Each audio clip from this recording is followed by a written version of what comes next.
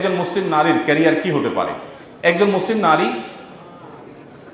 মুসলিম নারী কোরআনের নির্দেশনা আলোকে মূলত তিনি মুসলিম সমাজের পুরো ভেতরের সাইডটা দেখাশোনা করবেন, অর্থাৎ স্বরাষ্ট্র ডিপার্টমেন্টটা পরিপূর্ণভাবে ট্যাকেল দিবেন একজন নারী।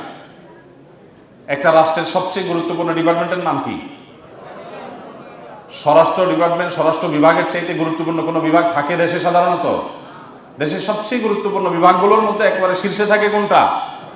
স্বরাষ্ট্র। আল্লাহ সুবহানাহু ওয়া তাআলা বলেছেন ওয়াকারনা ফি বুয়ুতিকুন্না, নারীরা স্বরাষ্ট্র ডিপার্টমেন্টটা দেখবেন, দেখভাল করবেন।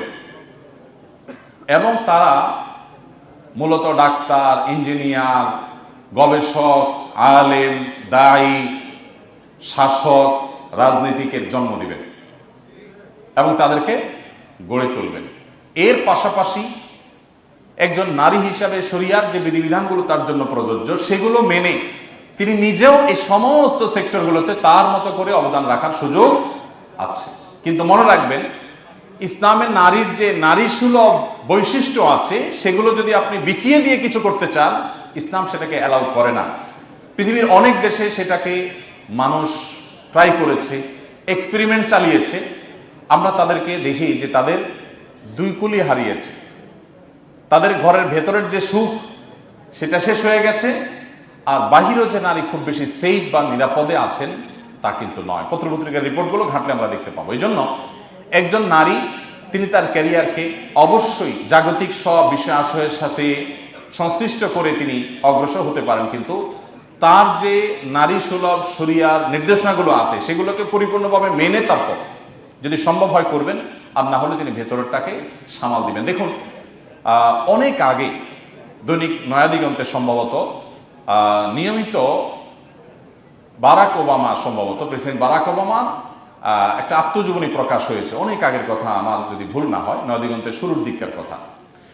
তো প্রতিদিন ওনার আত্মজীবনী প্রকাশ পেত একটা একটা করে কিস্তি করে। তো ওটা আমি পড়েছিলাম। একটা জায়গায় তিনি লিখেছেন, অনেকগুলো কিস্তি আমি পড়েছিলাম, একটা জায়গায় তিনি লিখেছেন যে আমাদের মা চাচিরা তারা যখন ঘরে ছিলেন এবং আমাদের বাপ চাচারা বা দাদি নানিদের জন্য দাদা নানারা বাহির থেকে যখন শপিং করে নিয়ে আসতেন, তাদের পছন্দ অনুযায়ী তারা অনেক কিছু হয়তো কিনতে পারতেন না, কিন্তু তাদের সংসারের জীবন অনেক সুখী ছিল। এখন আমাদের স্ত্রী, আমাদের সময়ের যারা, তারা মার্কেটে যে মন মতো শপিং মল ঘুরে নিয়ে আসে, আমরা শুধু কার্ডটা পাঞ্চ করে বের হয়ে চলে আসি। এরপরও আমরা সাংসারিক জীবনে তাদের মতো সুখী না। এই বাস্তবতাকে আমরা কি অস্বীকার করতে পারবো? আপনার মায়ের সাথে আপনার বাবার বোঝাপড়া যতটা, আপনার সাথে আপনার স্ত্রীর বোঝাপড়া তত ভালো না। এই বাস্তবতা অস্বীকার করা যাবে? অথচ তারা কিন্তু ভালোবাসা আদান প্রদান করার তেমন সুযোগ পেতেন না। বিশেষ করে গ্রামে যারা বেড়ে উঠেছেন, সেই ভোরে বেচারা পুরুষ বের হয়ে গেছে, রাতে বাসায় ফিরেছেন, এসার পরে খাওয়া দাওয়া হয়েছে, সবাই যার যার কক্ষে গেছে, তারপর স্ত্রীর চেহারাটা তাও দেখতে পারছে কিনা সন্দেহ। কারণ কারেন্ট ছিল না, হারিকেন বন্ধ করা। আর এখন সুবহানাল্লাহ, আপনি বিয়ে করেছেন, আপনার স্ত্রীর সাথে আপনি হোয়াটসঅ্যাপে তাকে ভালোবাসার মেসেজ পাঠাচ্ছেন, মেসেঞ্জারে পাঠাচ্ছেন, মোবাইলে কল করছেন, ভিডিও কল করছেন, বাহিরে যাচ্ছেন, ভেতরে থাকছেন, কাপড় চোপড় একটা জায়গায় 5টা কিনে দিচ্ছেন, চাইনিজ তো খাওয়াচ্ছেন, থাই খাওয়াচ্ছেন, ইন্ডিয়ান খাওয়াচ্ছেন। এত কাহিনী করার পরও ভালোবাসা যেন কোনোভাবে জমে না। এই জন্য আমি বলি, এখনকার যে প্রজন্ম, আমাদের ভালোবাসাগুলো সব হলো মেড ইন চায়না, আর আমাদের বাপ চাচাদের যে ভালোবাসা ছিল সেটা আসলে মেড ইন জাপান, খুব স্ট্রং। তো এই কথা বলার উদ্দেশ্য হলো যে একজন নারী, একজন মা, তিনি যদি মনে করেন যে না, আমি ওয়েস্টার্ন কালচার দ্বারা প্রভাবিত হয়ে যা খুশি তা করব, তাহলে তাদের মতো আম এবং ছালা দুইটাই হারাইতে হবে। তারা দুইটাই হারিয়েছে।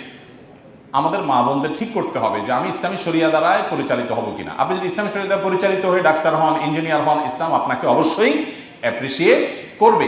আবার বলছি, আমাদের সংস্কৃতি, এটা আমাদেরকে ধারণ করতে হবে। কিন্তু দুঃখজনক যে আমরা অন্যদের সংস্কৃতিকে ধারণ করছি।